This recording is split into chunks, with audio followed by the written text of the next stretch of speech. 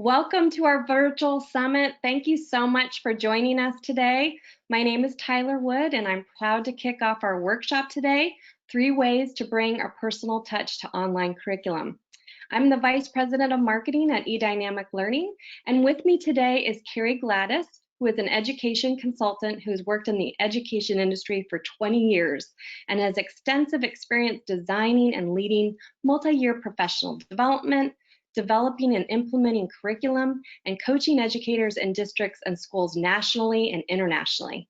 In the area of equity, Karie recently completed a Train the Trainer certification on strategies for culturally and linguistically responsive teaching and learning with Dr. Harkley Hawley. She also developed and implemented a 6-year professional development plan for English language development methods with a local district. Karie received her master's in urban education with an emphasis in teaching English as a second language from Florida International University, Miami, and a Bachelor of Science in Elementary Education from the University of Wisconsin-Madison. Many of you have provided questions when you registered for the workshop, so after her presentation, we'll provide several questions for Karie to answer. With so many on the virtual call today, you will remain in mute, but feel free to ask questions in the chat panel in the GoToWebinar window, and we'll do our best to get your questions answered.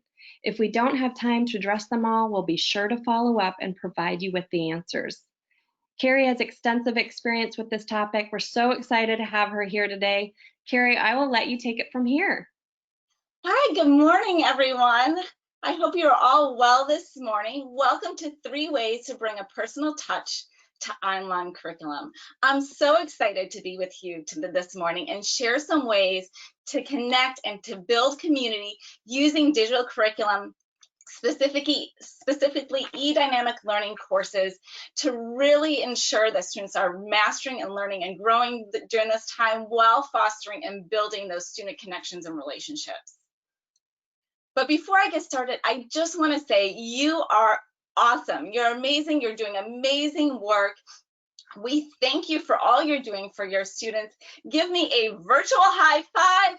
Give yourself a pat on the back this morning, because we so appreciate you, and I so appreciate you for learning and growing with me this morning. So again, my name is Karie Gladis, and I'm the owner of Empower Reach. Empower Reach is an educational consulting company with the mission of empowering each educator, parent, and student. I am the author of eDynamic Learning's teacher resources on blended learning strategies, project-based learning, as well as their pacing guides. I'm a past chief academic officer where I manage professional development, a former editor, a Miami-Dade County public school teacher as well, and a proud Wisconsin Badger. I now reside in Southern California. So we know the importance of connection and community. Connection and community brings our students a sense of belonging, and with that we have increased student learning and increased student engagement. So how do we routinely build community in our classroom? Just to kick it off this morning, I want to share with you a quick idea. So community connection is a strategy I came up with that is a simple warm-up, a bell ringer. It can be a brain break. It can be done synchronously or asynchronously in your classroom.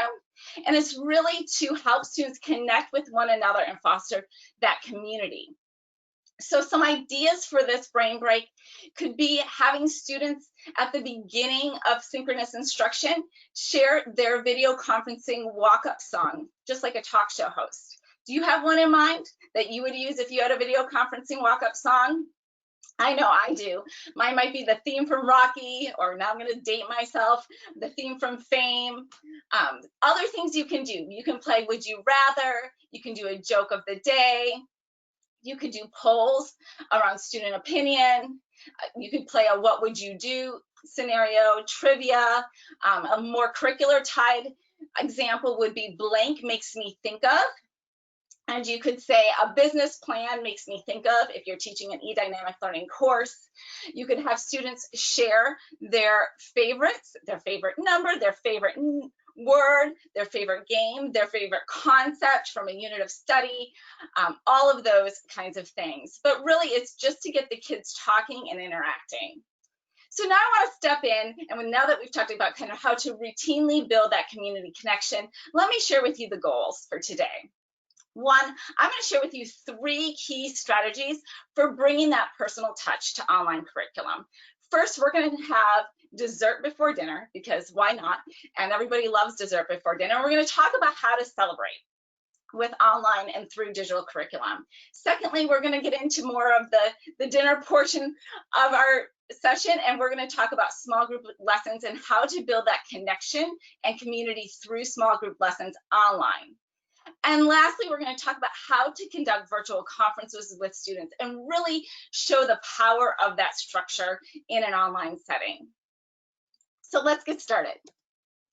So celebrations can be done at the end of a unit or at the end of the course. And I particularly wanted to share this one with you as we're wrapping up the school year, because this is a great time to celebrate. And it kind of breaks up that routine that students and the rut that students might be feeling at this point in time. These can be done with synchronously or asynchronously. So you can have activities that are part of that celebration, both in a live format, in a video conferencing format, but it could also be part of a discussion thread, a digital bulletin board, a stream. And in these, each student or small group of students plays a role in sharing their learning. Maybe in a business management course, students are presenting their business plan in a Shark Tank style celebration. It could be where you're celebrating the end of the Health and Sciences Foundation course as well, and students are sharing the different pieces that they took away from that course.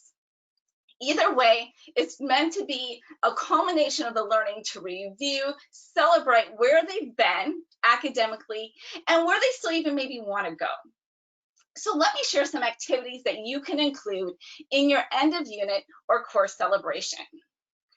So the first one can be having students create and write songs, raps, and poems about what they learned in a course.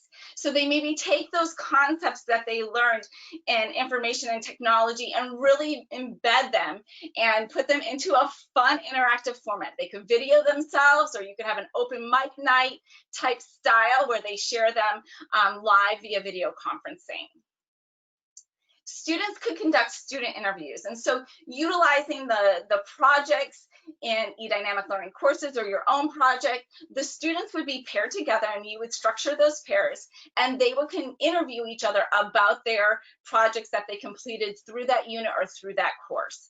So the students could do that via text, through a discussion stream online, as well as they could also do it live through video conferencing, or they could just pick up the phone and call each other. You could put together a video highlight reel. So I just did this for my son's class, and I felt like we needed to kind of remind the kids about each other and all of the great things we've shared in our shared experiences over the school year. And so I just put all these pictures into my phone folder and created a video of us learning and growing together throughout the year. And some of those pictures obviously happened in the brick and mortar setting, but others were pictures that we've collected of us learning together online throughout the school year. And the kids loved it. I'm not gonna lie, we all shed some tears, but it really just showed us what an amazing community we have. And it also reminded us of all the things we've learned together. Another strategy or activity you can do is called summarize and post, and this can be done asynchronously. So students can really summarize their learning in a social media post and post it and put it into a discussion board, a digital bulletin board, and so forth.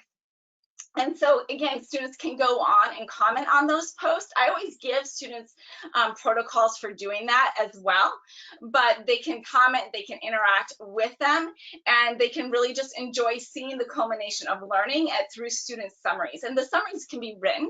They could also be a photo summary. They could be an icon that they create or a drawing.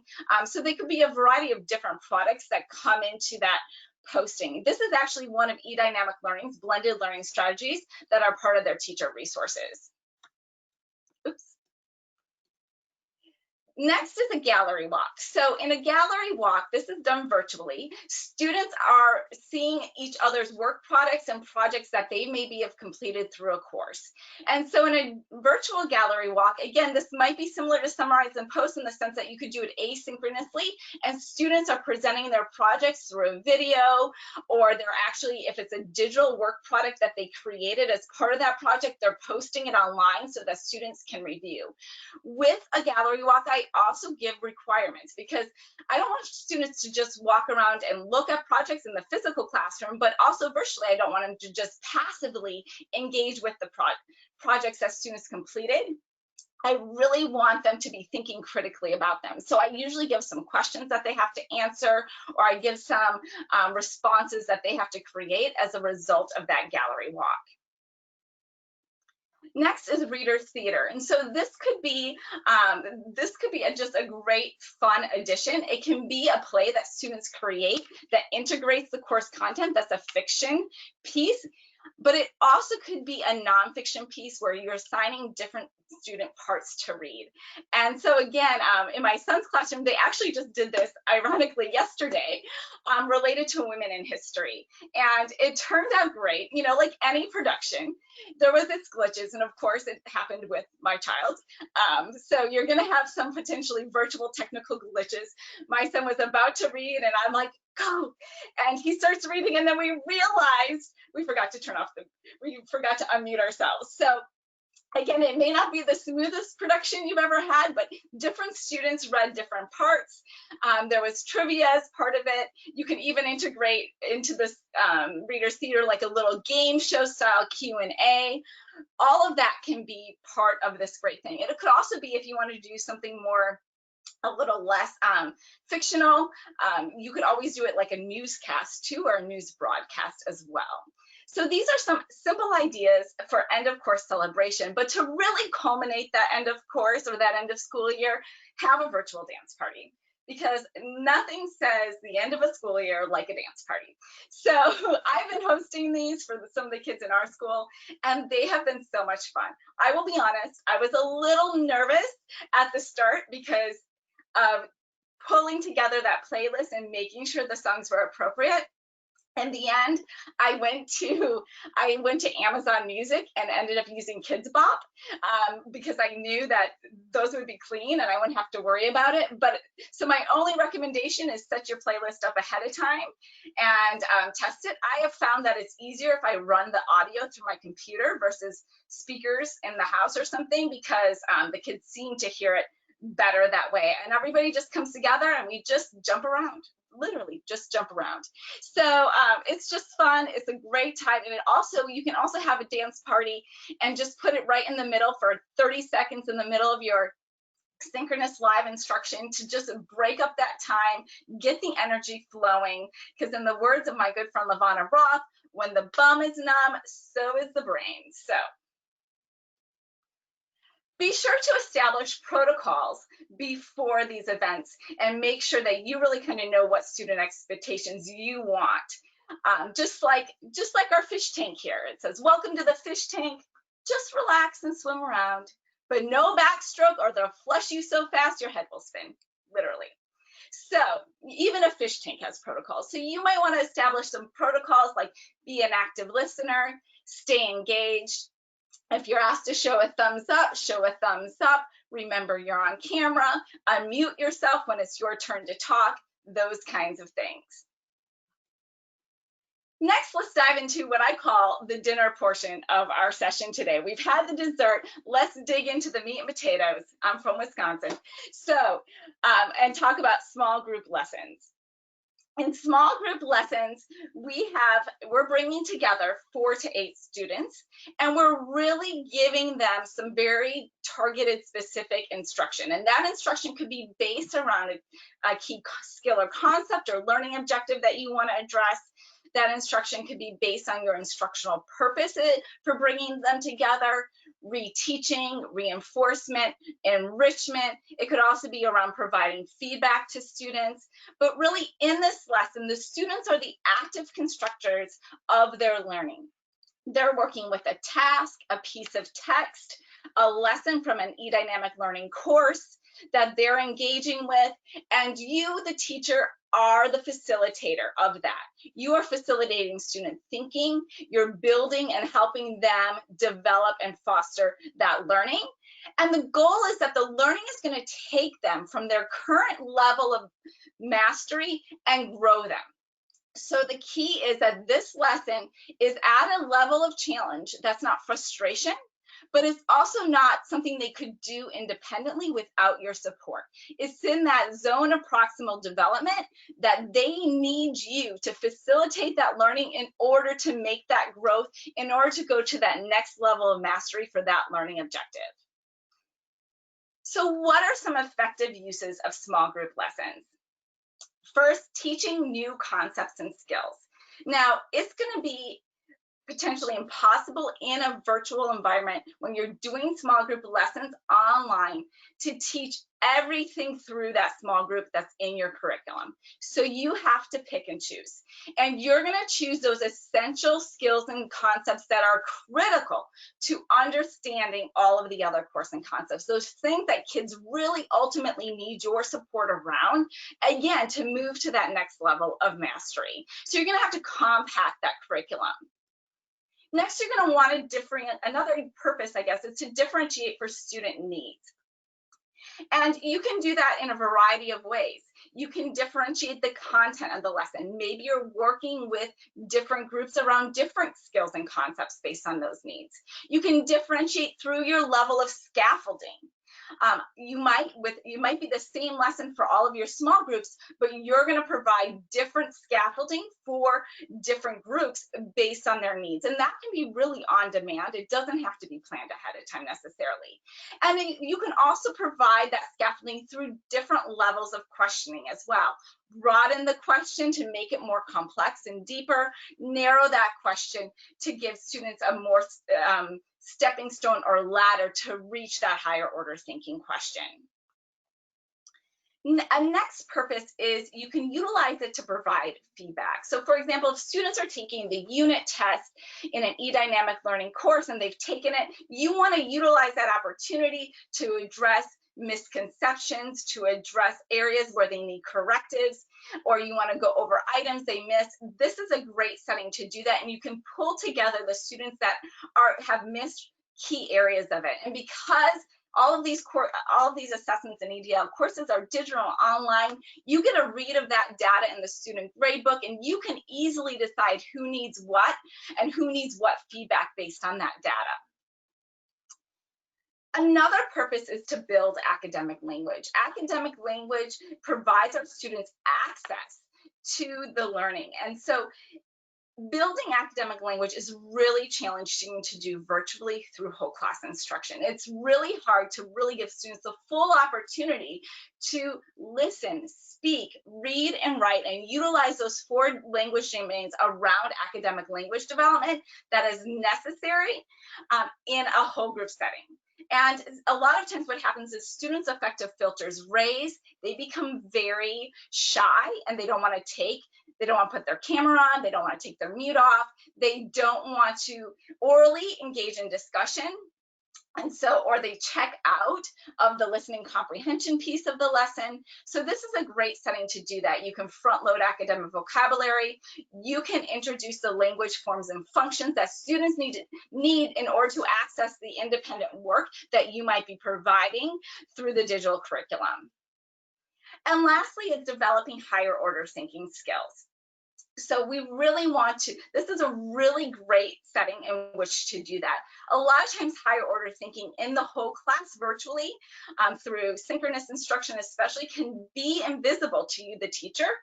And so in a small group setting, we can really start to see student thinking because we can have much more meaningful, deeper discussions with less students present.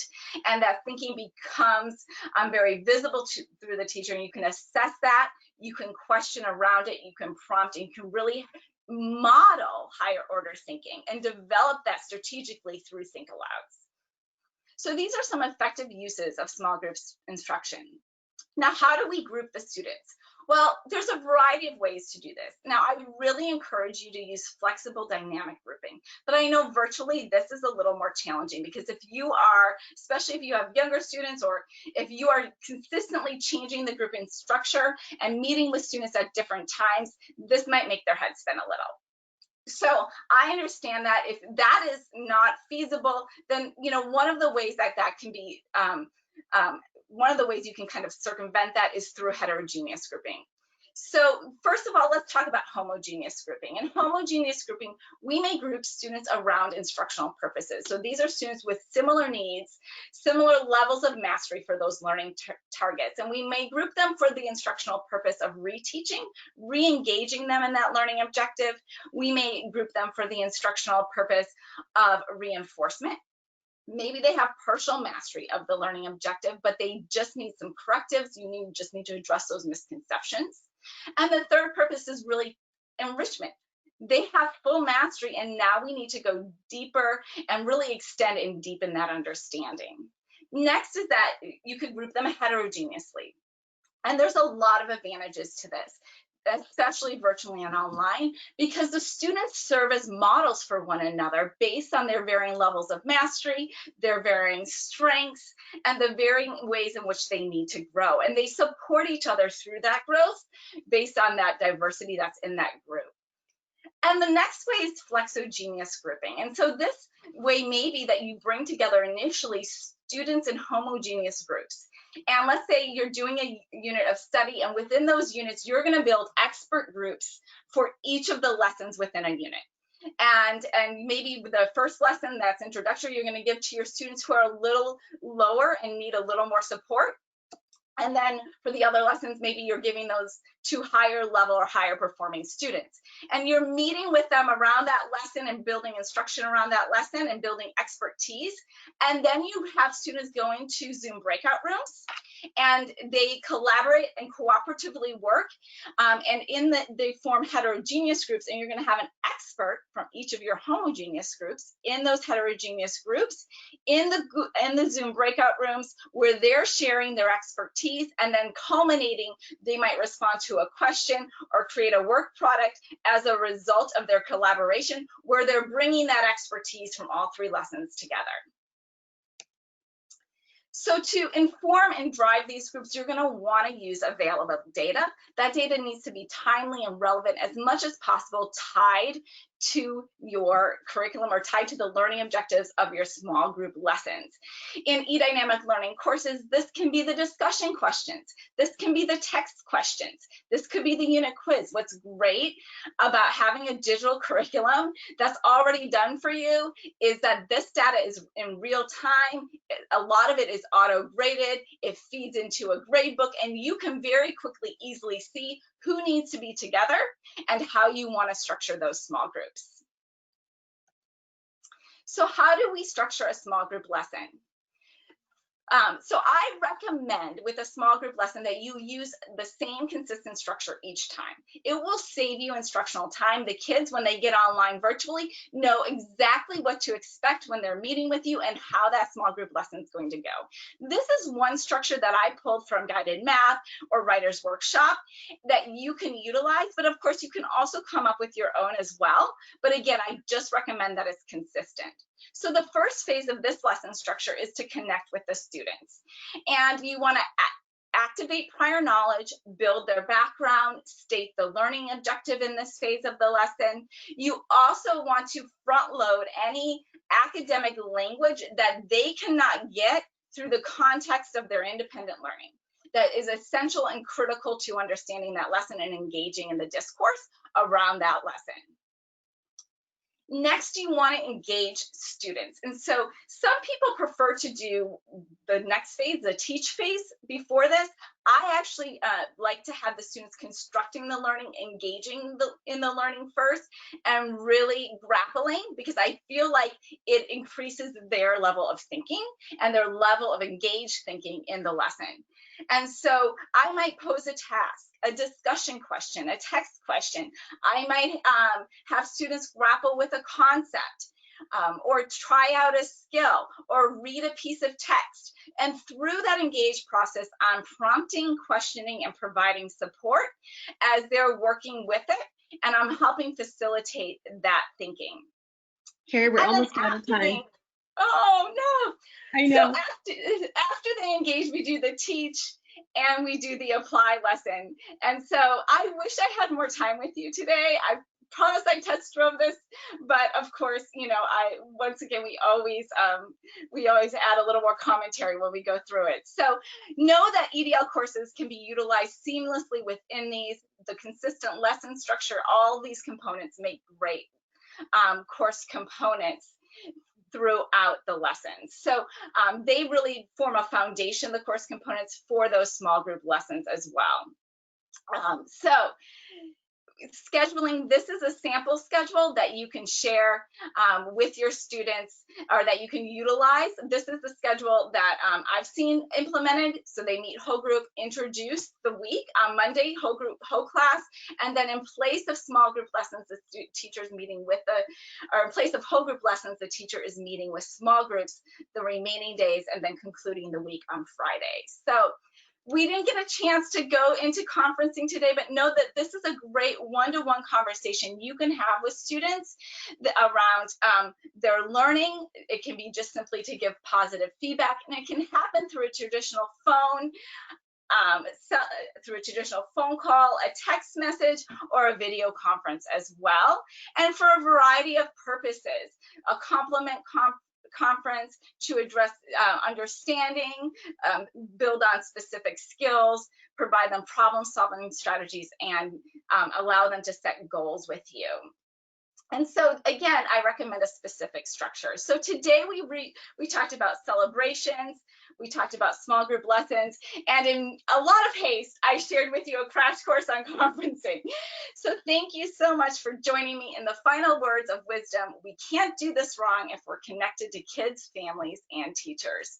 Thank you so much for joining me. Check me out on social media. Check out my website, empowerreach.com.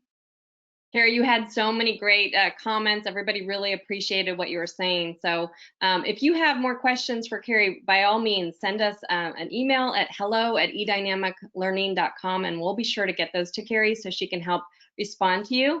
I did want to tell you that she will be in another session in half an hour from now, and that one is called Supporting Equity and Access for Distance and Remote Learners. So if you haven't registered, go to our website, eDynamiclearning.com. You can definitely still register for that, and she's going to give some more great feedback on these types of tips. So I really encourage that. Just also know that for your attendance today, you're going to have a certificate of participation that you'll get in just a bit, and also you'll get a survey where you can tell us what you liked, what you need more information about, and like I said, go ahead and visit tinyurl.com EDL Summit, and you can see all of our summits today. We go to 5 p.m. Eastern, so we look forward to seeing you again, and thanks again for coming. Have a great day. Thank you, everybody. Thanks, Karie. You're awesome.